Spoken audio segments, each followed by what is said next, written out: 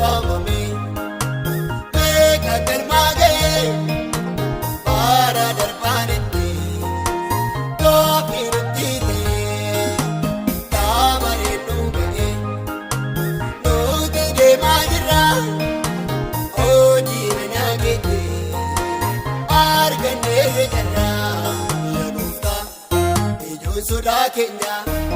Arata fungoota baay'ee babal'atee akka fedhee ta'u abdiin keenya si'ii bara nu nyaachisuun kakee nu naasisuma nu jaalate.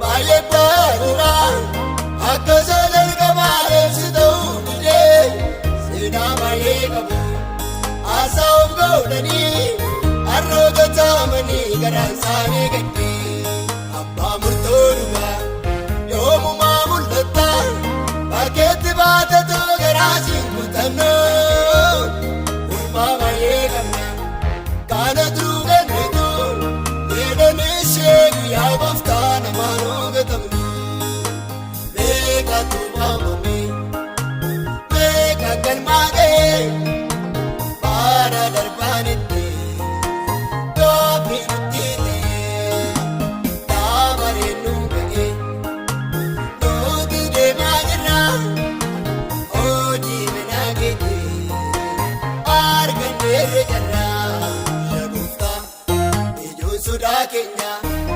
Arata fungoota baay'ee babal'atee akka fedhee ta'u abdiin keenya si'ii bara nu nyaachisuun kakee nu naasisuma nu jaalate.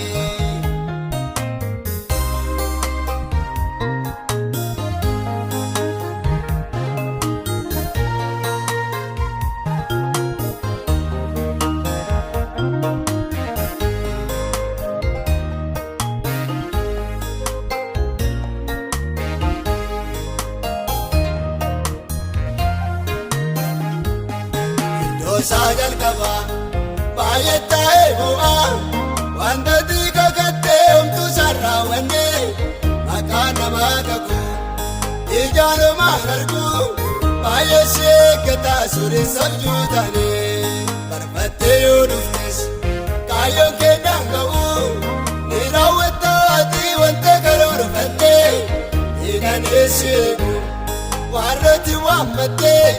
Daabii rakkabi yaa gooftaa lubbuun oollatee beeka tuubamame beeka galmaagee bara darbaanitti doobii nutti ta'e taamaree dhuga'ee nuti deemaa jirra hojii manaa keetti argannee jirra.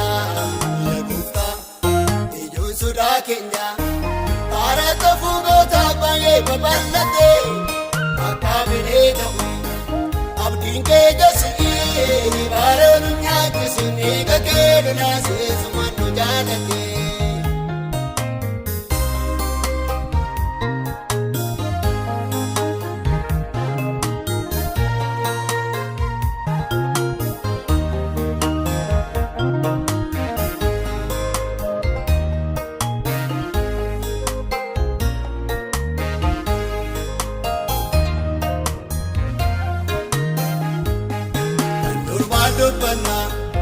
Arroonu mudatee kaayoo wallaaluun warra dinqii ba'ee baay'ee keessa oolaa dirreetti dhoowwitee maal bu'aa qabaree laalila arginaan lapheen dhangala'ee kakuu baadheen jira daadha baata uyyuu naa'olchee gooftaa irbaata bareechaa jecha kee yaadadhu eessanaaf gagattee. Badduusa jeete yaadadhu ani seef tokkichaa beeka tuubamame beeka galmaagee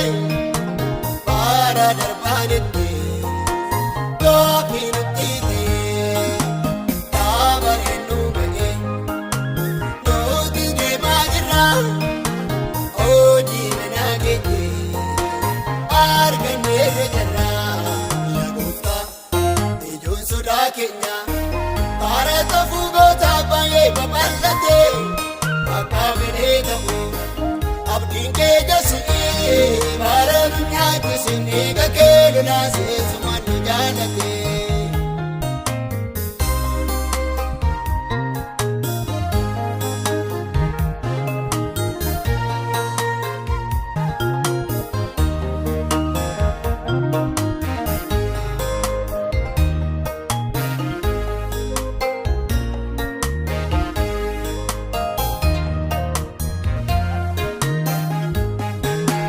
Bodee dhugaa labanitoo sarbamanii jiru teessorraa kaanii abbootii yaadatu olmaan dagatame baay'ee bu'aa jira jecha madaa'anii gatiin namaa hundaa galmee kee lekkaa tokko namaa jedhee walitti himnisee gaariidhaa rakkachuun dhugaanaa jedhamee.